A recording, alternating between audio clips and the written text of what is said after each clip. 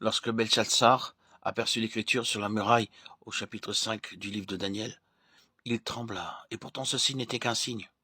Si la seule annonce du verdict l'affectait déjà à ce point, combien plus tremblera-t-il en enfer? C'était la main du Tout-Puissant et son écriture. Dieu disait au souverain, ô roi, tu as été trouvé coupable. Le châtiment est imminent. Prépare-toi. C'est cela qui fit trembler le Pantantin. Dieu s'adresse à vous aussi en ce moment même. Si vous n'êtes pas encore réconcilié avec lui, Dieu déclare ô pécheur. Si tu refuses de te repentir de tes iniquités, prépare-toi pour le jour où tu passeras en jugement. Dans son grand amour et sa grande compassion, Dieu vous avertit à maintes reprises de toutes sortes de manières. Il vous appelle par la maladie et les calamités, afin que vous receviez le salut.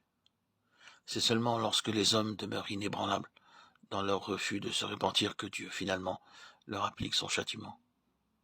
Dieu donna à Daniel la sagesse pour comprendre et lire l'écriture sur la muraille. Si vous l'acceptez comme votre sauveur, le Seigneur Jésus-Christ deviendra votre sagesse. Alors que le monde entier rempli d'effroi pleurera et versera des larmes, les enfants de Dieu tomberont à genoux et prieront. Il leur sera donné de comprendre toutes choses. Et c'est eux qui auront le pouvoir d'expliquer tout ce qui préoccupera les autres. Il y eut en France un homme du nom de Voltaire. C'était un grand humaniste, mais également un athée et un blasphémateur. Peu avant sa mort, il tomba malade et fut assailli par la peur. La nuit, il hurlait si fort que pas une infirmière ne consentait à rester auprès de lui et à le soigner pendant plus d'une nuit. Son visage était devenu affreux, tellement la peur le défigurait. J'ai vu des personnes, ne connaissant pas leur Dieu, mourir remplies d'effroi. Cependant, ceux qui le rencontraient peuvent s'avancer sans crainte dans la vallée de l'ombre de la mort. J'ai connu un jeune croyant qui fut victime d'une défaillance cardiaque et mourut subitement pendant son travail.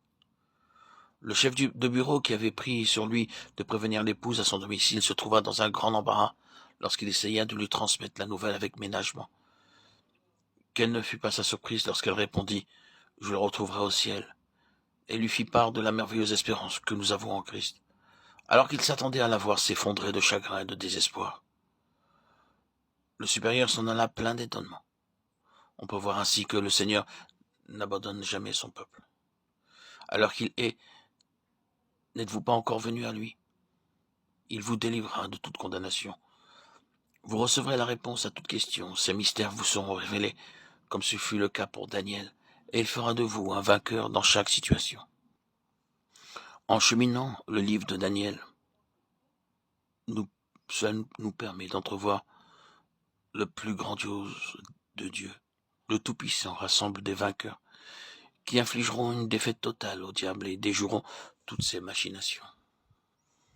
Rien ne s'oppose à ce que Dieu détruise l'ennemi le jour même de sa chute.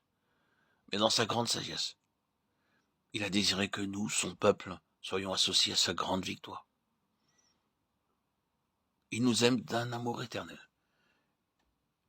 et nous a élus en Christ pour un but très élevé et sublime, qu'il a conçu avant même la fondation du monde.